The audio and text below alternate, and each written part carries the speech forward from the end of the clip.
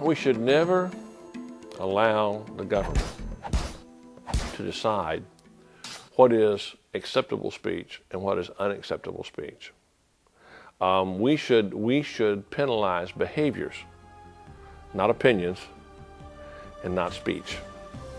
If you start trying to regulate speech, you start trying to regulate thoughts, you start trying to regulate beliefs rather than behaviors, there's no way that you're not going to abridge the constitutional rights of millions of Americans.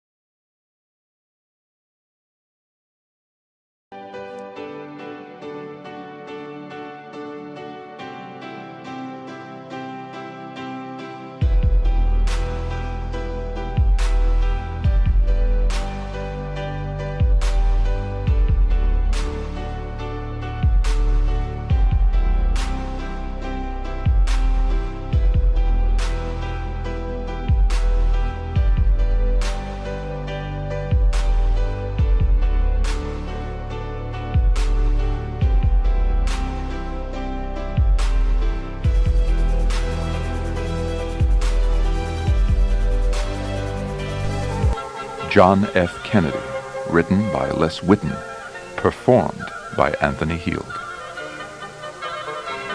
Researcher's note: the following fragment, produced verbatim, was found among the presidential papers of the late President John F. Kennedy, 1961 to 1965 and 1969 to 1973. He asked that these be sealed until his death. It was obtained under the Freedom of Information Act. Members of his family were unaware of its existence. It is unknown whether it was intended to be published as is, or even published at all. One family member who asked not to be identified said he had heard President Kennedy speak of an outline of a personal autobiography not long before his death on June 10, 1987, at the age of 70, from complications arising from a sailboat racing accident.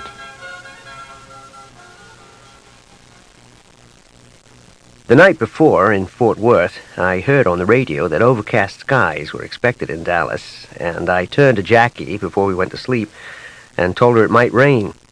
"Well," she had said, sighing resignedly, "let it come down." I knew the quotation came from somewhere, and I asked her, and she tried to remember, and then said, yes, it was from Macbeth. Banquo, walking with his son at night, had said something like, "It will rain tonight." And one of the murderers sent by Macbeth had murmured, "Let it come down," and had stabbed Banquo. "Well," I said, turning the conversation away from that sort of thought, "when I think of the pot I am beginning to get from this Texas food, I feel more like Falstaff than Macbeth." It did not rain in Dallas. The skies cleared. We did without the bubble top on the limousine, so I could wave at the crowds, which would get us better TV coverage. I was not thinking about the crowds as I smiled and waved, but about the fall of Diem, the president we had installed in Saigon, and how much the CIA had or didn't have to do with it. Beside me, I heard Jackie gasp, and I stopped thinking about Vietnam for a moment and turned to her. Her hat had been caught by a small gust of wind, and she raised her hand to hold it to her head. I remember smiling at her efforts, and then I felt this great crashing just above my right shoulder blade. When I came to, the doctor was staring into my eyes, and groggy as I was, I tried to smile and ask him what the hell was going on. But it came out as a gurgle, and I realized I had tubes in my throat and an ache there as well as in my back. It was 2 days more, 4 in all, before I was enough out from under the drugs to learn what had happened. Kenny O'Donnell laid it out for me, but in a tense, hesitant way that made me uncomfortable. I had been shot by a crazy ex-Marine, a left-winger, which was an irony since Dallas was the capital of the American right.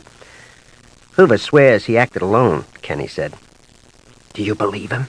I asked in a whisper, the best my throat would do. "Yes," he said, "on this I believe him." "What's the ex-Marine say?" "Nothing. A striptease joint owner killed him." I thought he was being sardonic. "That's not funny, Kenny," I said. "No, it's true." I saw the tears come into his eyes. Kenny was not the crying kind. "Nothing is ever going to be funny again, Jack," he said. "Jackie tried to get in front of you after the first bullet hit you." "The first bullet?" I knew what he was going to say, and closed my eyes against it so I would not have to see the terrible tears in his eyes, to spare myself at least that. "The second bullet killed her, instantly." I only half heard the rest of it. The theories about why this Oswald had shot me, about why the striptease man had shot Oswald, the evidence Hoover had come up with. I wondered where Bobby and Teddy were. Maybe they heard the silence because they came in and Bobby took my hand while Teddy stood there crying. "You don't mind my asking Kenny to tell you? I knew Teddy and I would have broken down in the middle," Bobby said. Never able to get a single millimeter, not one, between what he was saying and what his heart was saying. "No. Mother? The kids? How are they taking it?" "Mother thought it was another one like Joe or Kathleen, my dead brother and dead sister who had died in air crashes. But she's all right now. The kids are holding up." I thought of Jackie, all the things done and all the things undone, and felt a grief and remorse so heavy in my heart that I wanted to die, to be done with it, forever and ever. "I wish it had been me," I rasped. Lyndon was wonderful during those weeks, and later when it went sour, I would still be grateful for the way he was. He deferred to the family in every aspect for the national funeral we held for Jackie. She lay in state in the rotunda. Lyndon and John McCormick, the House Speaker, had taken care of that. And all that day, Bobby had Beethoven's Seventh piped in there. She had loved it so.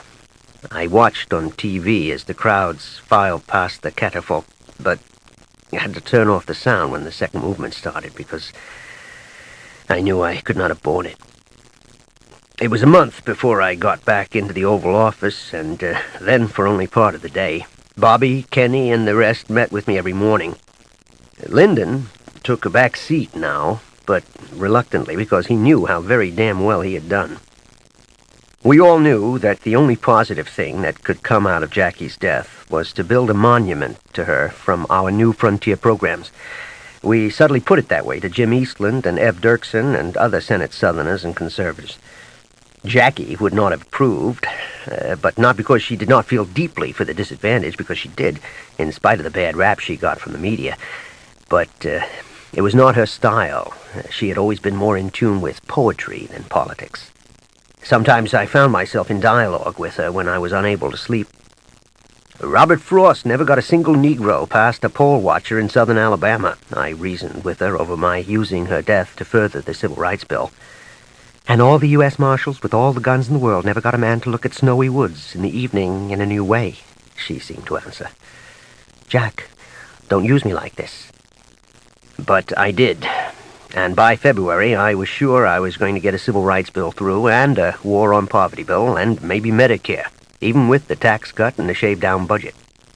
More and more I worried about Vietnam. We had 20,000 troops there, and were lying about it, sometimes saying 15,000, sometimes 17, and it was driving Bobby up walls, and me too. The French had gotten beached as a world power 10 years before at Dien Bien Phu, and I didn't want to see us wandering around Vietnam like Snow White in the Haunted Wood. But I didn't want to look mushy on the communists either. Eisenhower had put almost 1,000 military advisors in Vietnam before I took office. And when I tried to talk with him about it, he got very stiff and military, as if it ill-behooved a former Navy ensign to question the deployments of Le Grand General. It was at such times, when Ike was out de Gaulling de Gaulle, that I found him, well, most galling. But in the end, I wasn't any better.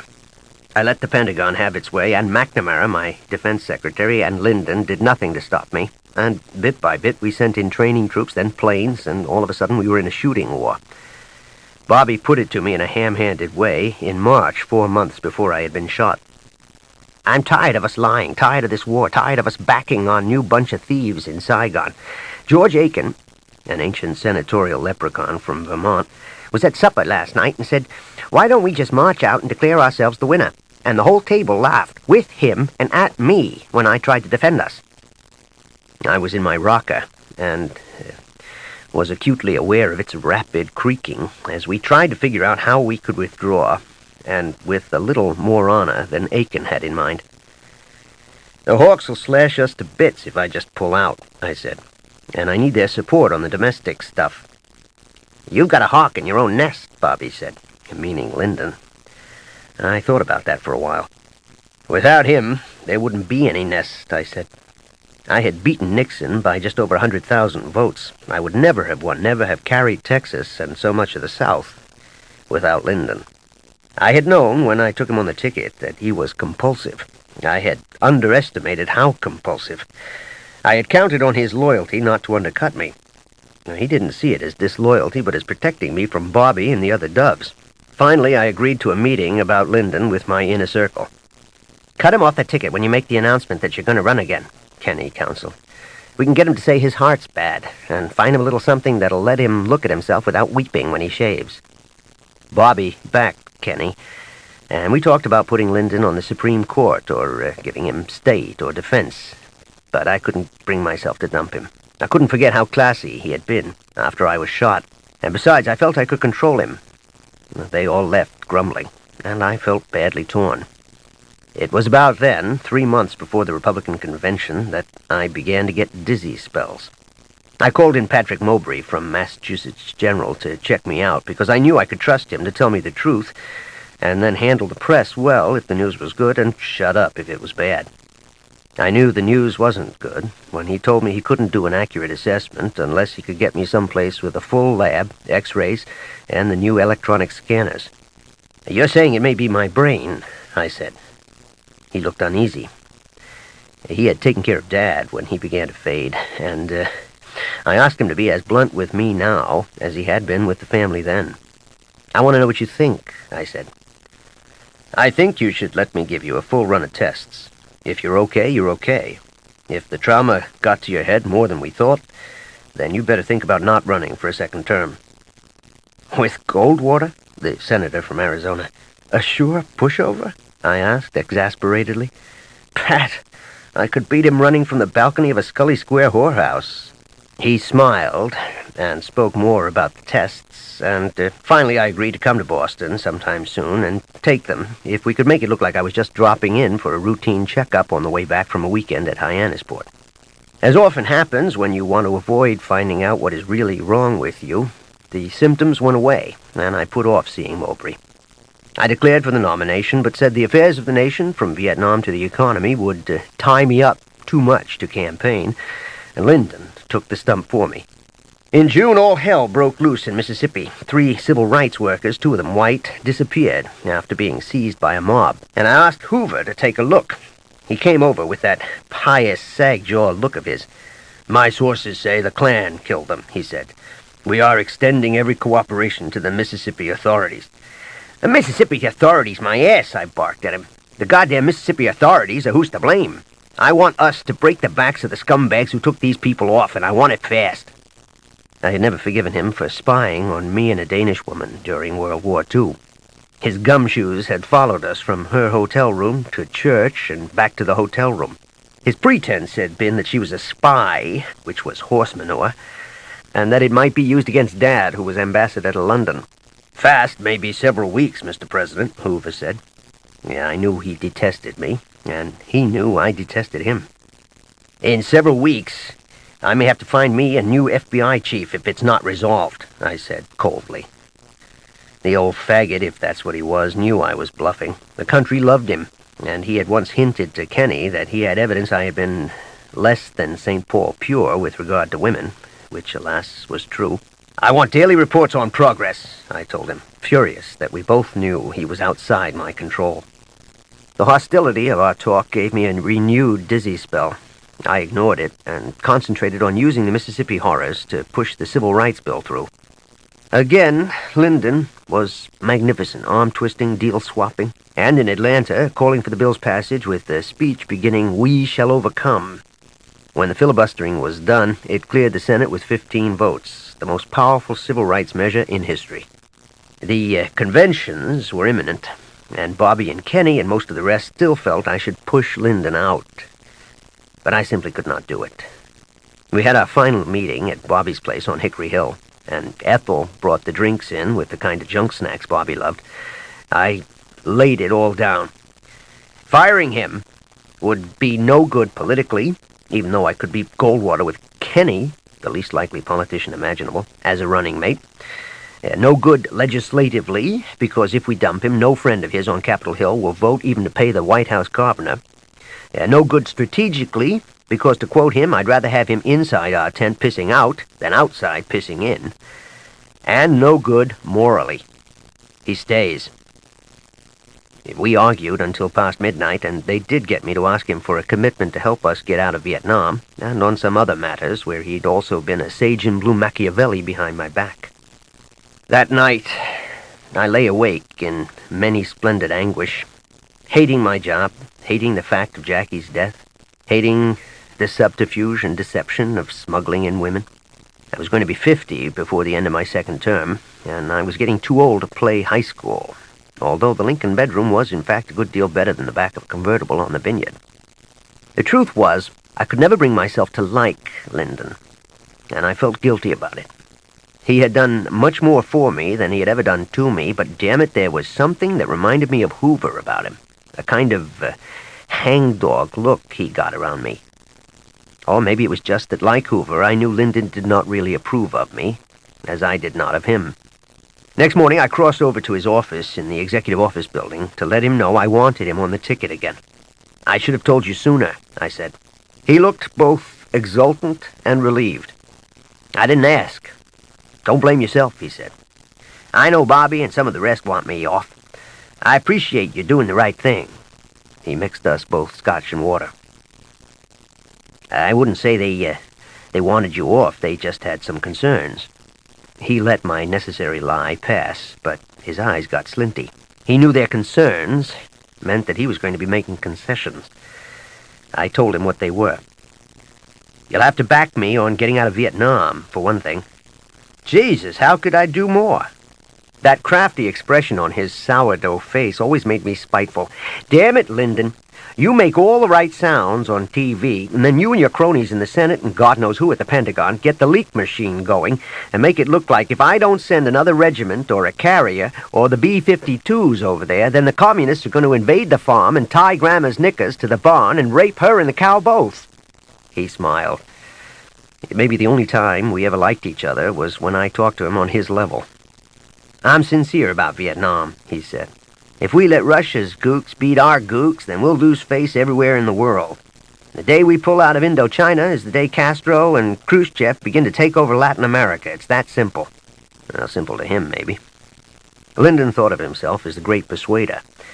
And he was, but only when he was persuading from power. Now he wasn't. I heard every argument ever made on Vietnam, and he knew it. And besides, I had what he wanted, a yay or nay on the vice presidency. It gave me a nasty little thrill of pleasure, feeling my supremacy over him. It's no use, Lyndon. I waited for his answer. I could do what you ask, but it would hurt, he tried to maneuver.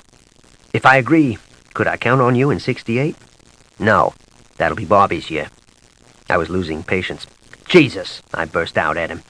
I've given you more power than any vice president in history ever had. But he was angry and got reckless, as he sometimes did. What the hell has Bobby ever done for this country, Jack? A stooge for Joe McCarthy, a nobody, his brother's brother, that's all. Dear Mary, Martha, and Lazarus, I was sweating my butt for Roosevelt before he began pulling his pud. I got a Silver Star in the war, damn near got my ass shot off like you did. I was on the Hill working the 20 goddamn fifth hour every day when Bobby was pissing his dighties. I listened, not so much to the words, but for how much lay beneath. Was he making his agonized polemic so that I would not ask him for more concessions? This was his way. I'd seen it in the Senate, although there he had been Victor McLaughlin and I had been Gunga Din. Lyndon, I broke in sharply, let me put it down cold and hard. I want you on the ticket, but you will have to play on my team, not circulate in the stands on behalf of my opponents. That means my team on Vietnam, on oil, on farm subsidies, on defense spending, on everything that has New Frontier branded on it. You're damn right there's plenty of people that want you off. I have pacified my tigers on your behalf, but you have got to throw them some meat. His face closed up. He had lost. Meat? Hell, you're telling me to throw them what's left of my balls. In July, I watched the Republican convention on 3 TV screens as I worked and before I went to sleep. Most of the time, I did not need the sound. I knew what they were saying. Worse, I knew what the extremists among them were thinking, that we should just drop a little old nuclear bomb on Hanoi and end it all. Yeah, well, I had just wrenched a nuclear test ban treaty from the Russians a year ago, and the CIA, if I could believe them, was saying the Chinese would be setting off a nuclear device in the fall. This was no time for thoughts of nuking them. Goldwater knew better than to indulge himself the way his supporters did, but he was their captive, and they were their histories. Bill Scranton, who'd been governor of Pennsylvania and had run against Goldwater as the moderate conscience of the Republican Party, was a lovely man with a lovely sense of humor. He called me up after he was walloped by Goldwater at their convention in San Francisco and asked me if it was too late to apply for the job of vice president on the Democratic ticket. We both laughed, but mine was a little hollow. His jest showed how widely known was the disaffection between Lyndon and myself. And nevertheless, we made a big show of togetherness at our convention in Boston later that month. I was renominated unanimously. I had more dizzy spells in early August. I now admitted myself that they were brought on by stress. On August 2nd, despite the fact that we had gotten word to the North Vietnamese through back channels that after the elections we would be making a major bid for peace, there was some kind of attack on one of our destroyers in the Gulf of Tonkin.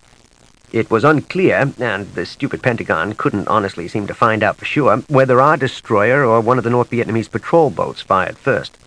The Hawks wanted to blast Hanoi off the map. I managed to keep it down to blowing up a couple of dozen of their patrol craft and bombing a few of their cities, but it definitely escalated things. Lyndon, as he had reluctantly promised, kept out of it. But at a cabinet meeting the day after the attack, I got one of those I-told-you-so looks from him. Then, on August 4th, the bodies of the 3 civil rights workers were found buried near Philadelphia, Mississippi. I called in Hoover again, and this time his unwillingness to act fast would have made St. Francis apoplectic. I had to lay down on the couch for 15 minutes after he left. I knew the wisest thing would be to see Mowbray, but I put it off again. And the truth is, from August on to September, I felt fine. There had been so much speculation about the efforts to kill me in Dallas that I had named a commission to study it. They had taken evidence, visited the site, held a reenactment. They had heard wild stories about the CIA, the Mafia, pro- and anti-Castro Cubans, the right wing, the South Vietnamese, even Lyndon being behind it. Kenny's first words to me about Oswald acting alone, however, still seemed to me the most logical, really the only explanation. On September 27th, the commission finally issued its report, and I read it through, skimming some, but staying up until 4 to reach its end. I felt it was a fine job, covering the terrain as well as anybody could. But I couldn't go back to sleep. All the what-ifs came back to me. What if Jackie had not thrown herself over me?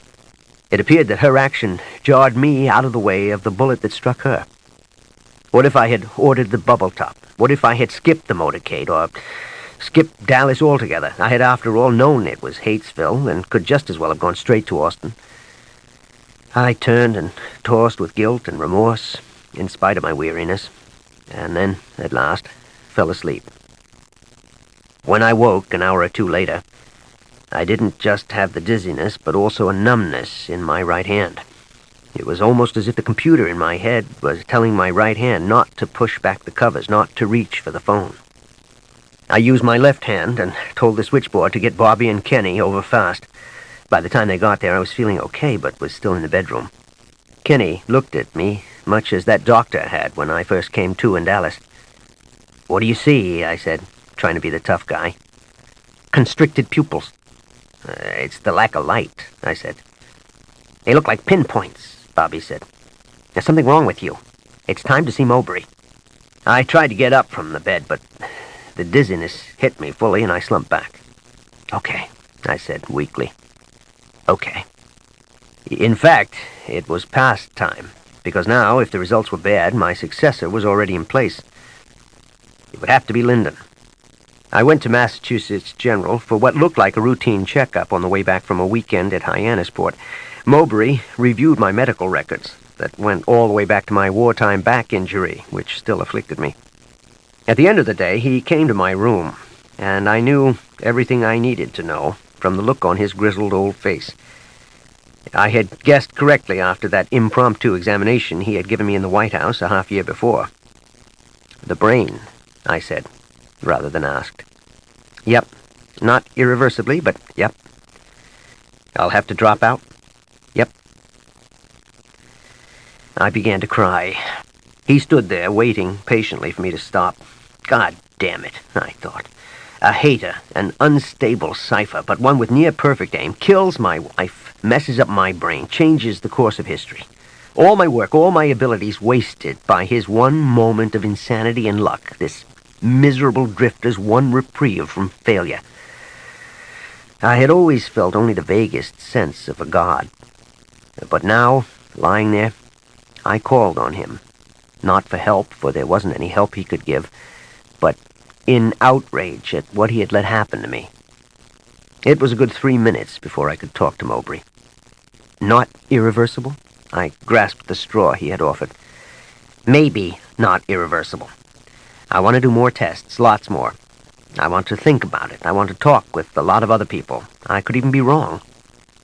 "What's the chance of being wrong?" "On the short term, none," he said. "The encephalogram and the brain scan show the vertigo is due to brainwave irregularities. They're worse now than when I ran them on the portable machine down there in Washington. Your brain isn't getting reliable messages to your extremities." All very well, I thought. However, what was really going through my head was not electrical brain waves, but the thought that I would have to give up the presidency. And not to Bobby. I could, in theory, ask Lyndon to resign the nomination, could try one last wild manipulation, but that would be nuts. The party might not even go along with me. Barring some act as unpredictable as the bullets of Dallas, Lyndon would be sworn in next January. "What about the rest of this term?" I asked. "Serve it out. It's just a few months. My guess is that the symptoms will dissipate once you make up your mind that beginning in January you're going to focus on getting well." "Getting well," I said abruptly. "Pat, most of the time I don't even feel sick." "Couldn't you be wrong?" He raised his hands slightly and let them fall against his legs, but said nothing. "Okay, I'm sick," I said. He smiled, and I felt easier. "Admitting that," he said, "is the first step toward getting well." Mowbray, more to avoid any public questions than from any doubt about his judgment, called in a half-dozen other specialists. They came in late at night, discreet as priests, and by morning, all had concurred. I called Bobby so he could tell the family and our crew, and then called Lyndon. We notified the networks that I would make an announcement at noon. But the news had leaked by 10:30. From Lyndon's people, I would bet, wanting to make sure I didn't change my mind. In my broadcast, I told the country what Mowbray had told me. I said I would serve out my term as president and would be making campaign speeches for Lyndon and whomever the party decided should be his running mate. Bobby had already said he didn't want it. Lyndon would never have stood still for him anyway. I was already sure it would be Hubert Humphrey, the senator from Minnesota. Thank God he was on hand. Goldwater self-destructed even before November, and on Election Day he got less than 40% of the popular vote. Between then and Lyndon's inauguration in January, the symptoms didn't return, and I worked hard to accomplish everything I possibly could. The sympathy of the country and the Congress helped. I sent staff people to Thailand to talk to the North Vietnamese and Viet Cong. As a good faith gesture, I pulled back the carriers, stopped bombing, and withdrew 2,000 troops. For their part, they did not expand their territory. Why should they? One day, they were going to get the whole shebang anyway. On December 4th, Huber finally arrested 21 men for killing the civil rights workers. Bobby got a grand jury going, and 18 of them were indicted on January 15th. 5 days before Lyndon was sworn in. The prime rate edged up a quarter point in January, out of all places a Boston bank, and I made personal calls and got it knocked back to 4.5%. I parceled out $83 billion in anti-poverty funds. I got a disarmament feeler out of the Soviets with Lyndon's promises to keep it going. I also got him to go along with phasing out of the Army Reserve, merging the viable units with the National Guard. Japanese Premier Soto visited me early in January, and he and Lyndon hit it off, and we even talked about how, if we could get out of Vietnam, we could begin some kind of dialogue with the Chinese. In those last months, I had never felt more vigorous, more, as the newsmen said, presidential. The day before I stepped down, I had a telephone call from Khrushchev, who had been kicked out of office in October, replaced by two sourpusses named Brezhnev and Kosygin. Despite our scary moments over the Cuban missiles, I had always felt a grudging respect for Khrushchev's toughness, and he had commiserated at length with me after Dallas. "This spells my Ukrainian ass," he said through his translator. "The Eagles have pushed you out, Mr. President. The Eagles, led by our Texas friend, Mr. Lyndon Johnson." "You don't mean eagles. You mean hawks." I laughed. I heard him arguing with his translator. "Eagles, hawks, the large predatory birds," the intimidated and somewhat confused translator said. "Those people who oppose you in Vietnam." "Hawks," I said. "No, Mr. Premier. That lunatic in Dallas pushed me out. Come visit me in retirement and I'll show you the medical reports." "Ah, doctors, who can trust them?" he said. "And it is now Mr. Former Premier." "And what will happen to you?" "Nothing, if I keep low, which I intend. These two are no Stalins, you know. No worse than your Nixon. In fact, they are interchangeable with Nixon." The man was irrepressible. We were talking by open telephone with every intelligence agency in the world, no doubt, listening in, including the KGB. I heard him pause, then continue volubly. "You could put either one of them in charge over there and put your Nixon here, and there would be no difference. It would only mean that Nixon would have to drink vodka martinis instead of the gin ones. And Premier Kosygin and Party Chairman Brezhnev would have to throw out the first pitch in baseball." Khrushchev guffawed. "Why not? We invented baseball." On January 20th, Lyndon was sworn in. I administered the oath, a departure from tradition, and Lady Bird held the family Bible. This time, there was bulletproof glass all around the speaker's stand, and at the reviewing stand where we would watch the parade down Pennsylvania Avenue. The times, they were a-changing.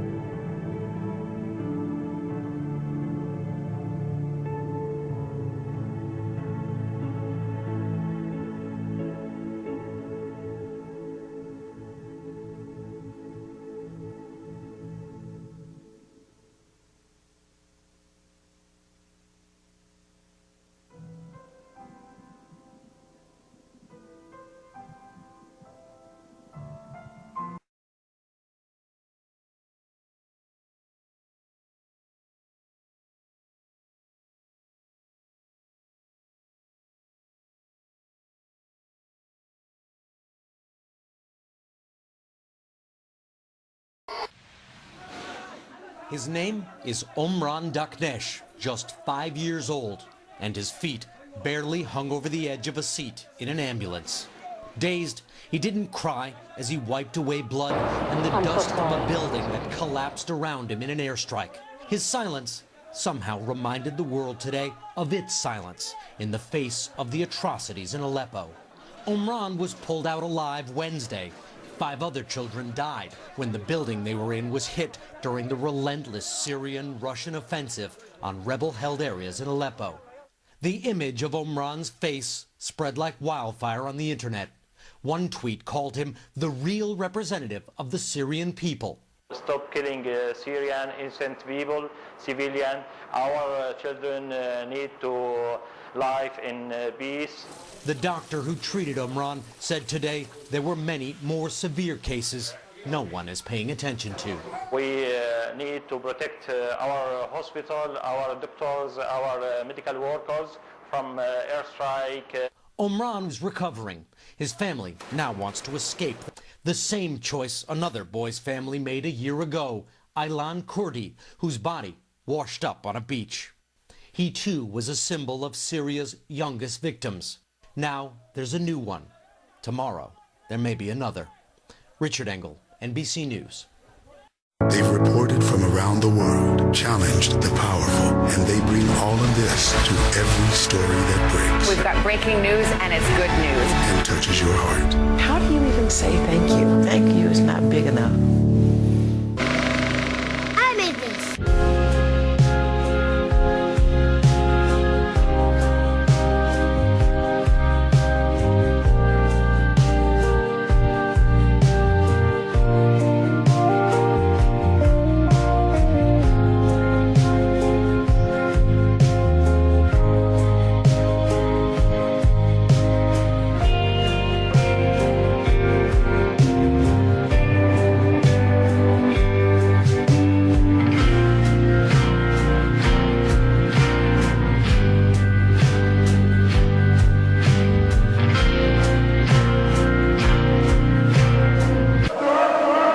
The images shocked the world.